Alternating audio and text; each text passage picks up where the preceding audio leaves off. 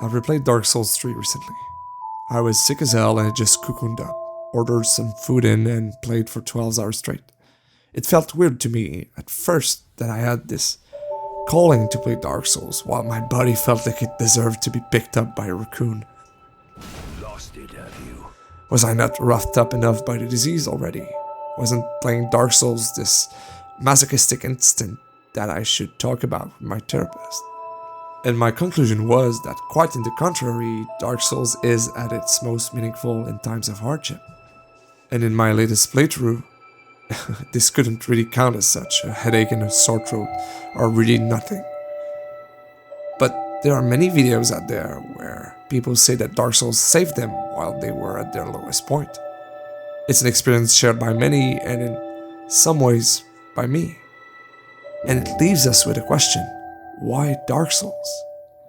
Many games could act as surrogate for the breakup songs and sad or feel-good movies that accompany us while we're down.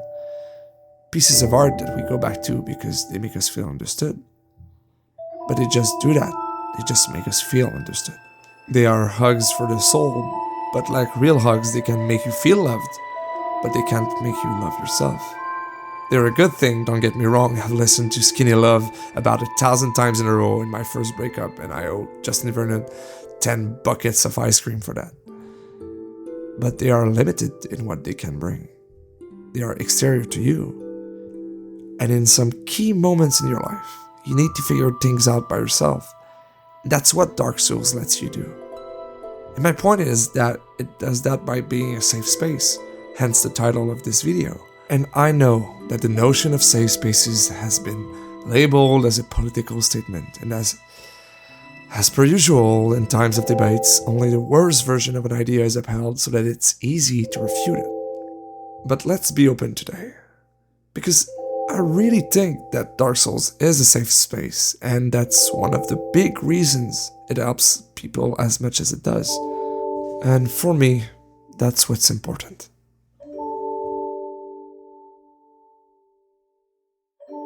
For many among us, our first playthrough of a game from the Souls series can go way back and feels like a precious and untouchable memory. Being lost in a world that doesn't care for you, a world filled with traps, horrifying monsters, and unsettling NPCs is an experience that can really stick with you. It differs so greatly from the norm, games where a failure state is almost hard to come by and where your journey is traced for you. One is not necessarily better than the other, but it's safe to say that one is more common. Which is one of the reasons Dark Souls can be so memorable. You don't get to experience something like that very often. And it sticks out even more when you are going through something like depression. A moment in your life where getting out of your apartment is just too much, and all the energy you can muster every morning is to get up when hunger gets stronger than the weight of your blankets. You end up on your couch, booting your console, expecting you are going to just play another game that will distract you. And then you start Dark Souls. Undeads get backstabbed, you read weird messages underground, a gigantic demon jumps right in front of you, and all you have is a broken sword. Okay, that's new. You end up fleeing through tunnels, you get got by the boulder, you beat up foes that are way stronger than the first punching bags you saw. You jump off a ledge to plunge on that demon's head, but it's not over, you still have to beat him. Sometimes it's on the first try, sometimes it's after a couple of attempts. And when you finally land the killing blow, you exhale for what feels like the first time in minutes.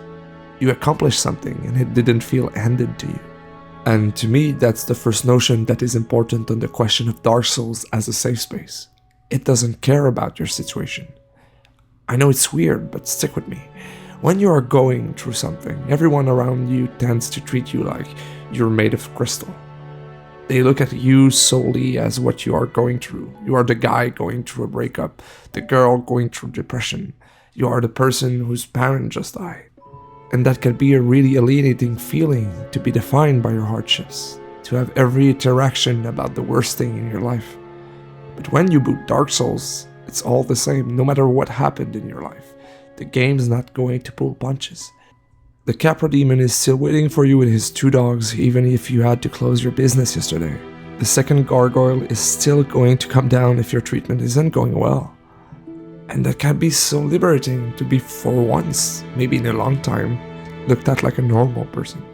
Just like in that episode of How I Met Your Mother after Marshall's dad passed, where he tests how much his friend humor him by doing or saying outrageous things like this. The Phantom Menace is by far the best Star Wars movie. It ages well. That's the thing. At some point, what used to feel like kindness from friends ends up feeling like pity. A fine line that's difficult to navigate when you are supporting someone that is struggling. But as the person struggling, you can find comfort in knowing that Dark Souls is waiting for you with challenges that don't change according to your situation. In some way, it's one of the last places where you feel that someone is still trusting you to be able to overcome a challenge. And it's one of the last places where you get to prove that to yourself. When you're down, it's hard not to hate yourself. Every day where you are not perfect self is another day where you're stuck with this inner monologue devaluing you. You're lazy, you'll never accomplish anything, you don't deserve love, or any of the horrible stuff we keep telling ourselves. We can be so harsh, and rare are the occasions where we can change that perception. And in that moment, Dark Souls can act as a necessary mirror, something even your unkind brain cannot deny you. You are the one going from bosses to bosses, dying and dying again, but still persevering. You go from, I'm terrible at this game, to I conquered Lordran. You did it.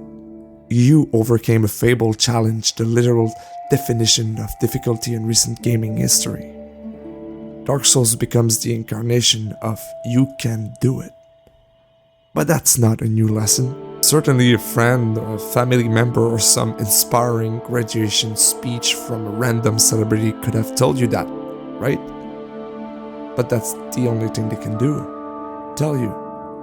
Dark Souls is precious because you get to experience it. You saw all your missteps and therefore you saw all the improvements you had to make. You started feeling control, learning the different timings for dodges and counterattacks, and it all became easier and easier. You didn't just beat the game. For so many of them, beating it is just putting in X amount of time. That's it. But with Dark Souls, you had to become better at it to do so. You changed. In the hours needed to go from the asylum to Gwen's defeat, you learned, you grew, you got past your mistakes and ended up accomplishing something. And you did all of that at home, without any real consequences for any mistakes you made. You tried and failed again and again and again, with only souls to lose. Dark Souls is a safe space because you learn many lessons in a confined environment.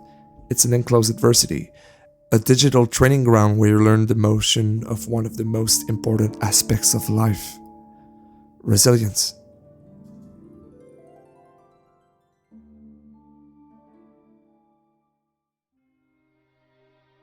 Resilience is one of the main themes of these games. It is all about learning to deal with pain and accepting the toll of perseverance. And when those cursed with immortality stop believing in their path, when their hopes and aspirations extinguish like the first flame eventually will, they become what is called hollow, mindless bodies, shells of a broken mind that have conceded defeat to the horrors and torments of this world. And it became the saying of the community when someone's about to quit Dark Souls: don't go hollow. Don't let hopelessness get a hold of you, because in the end, you'll learn you can do it. And I think it's why a lot of people really rejected the idea of an easy mode in these games. They really don't want other players to be robbed of that realization. They don't want them to give up before they understand that they are better than they think. When something helps you to that extent, you really wish for it to be of help to other people too. Thinking of that debate this way reframes the question, but sadly it's not the only reason why some people despise the idea. Others want their triumph to be a tool of comparison. They don't want to better themselves, they want to be better than others. And so they infested the public discourse. Like invaders, they entered a space you thought of as your own. Your inner monologue is no longer only yours. They tried to deny the value of your accomplishment by devaluing what you did in the hope of seeing themselves as superior. And in that sense, they are the threat to the safe space. In life, there are two main responses to pain: help others to get through it, or make it so that others have to go through it too. Sometimes those who still struggle and found in Dark Souls a way to boost their ego will try to transform anything into a podium, to award themselves the gold medal. And to make that happen, they'll want you to feel like you deserve a participation trophy. Friends, I hope that you won't listen to them. Define your life by the love you receive and not the hate you endure. Listen to those who wish you well and leave those trying to diminish you in the abyss. Their words are darker than the void they should be condemned to. Play the game as you see fit. Solaire would want you to. In my case, I first played Demon's Souls when I was a teenager.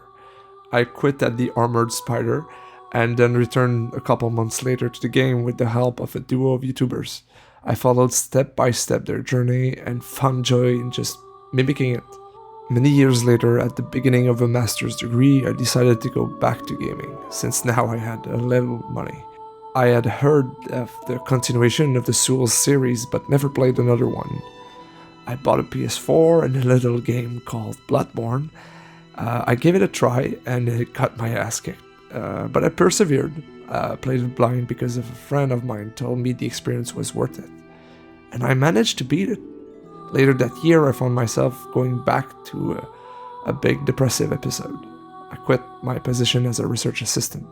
I kept 2 classes and my job as an improv teacher just to be able to eat and to try to continue my academic training.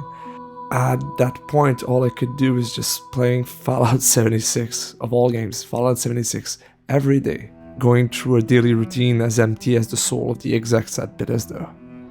I hated myself. I knew I was just distracting my mind from the pain. And then I booted Dark Souls 3. And then Dark Souls 1. And every day I hated myself a little bit less and a little bit less. It didn't save me by itself. Love and therapy did. But it created movement. It reactivated the muscles of resilience that were atrophied. It was the safe space I needed at that moment. From Software gave me the opportunity to achieve something. I think that's the whole point of safe spaces, somewhere where you get to learn, be flawed, somewhere to build up confidence where nobody can make it crumble. It's not about being in a bubble-wrapped world. It's about understanding that you don't have to be in a harsh environment all the time. You need challenges, that's the whole point of Dark Souls, but maybe a break from being overwhelmed is a good thing. And I'm happy every time I see others find solace there too. And if you feel down, I hope you'll give it a shot. Don't go hollow, my friends. If you need help, don't hesitate to summon someone. You don't have to be an idiot like me and try to defeat Melania alone for 6 hours, or to be ashamed of depression. Ask for help. Somebody will answer the call.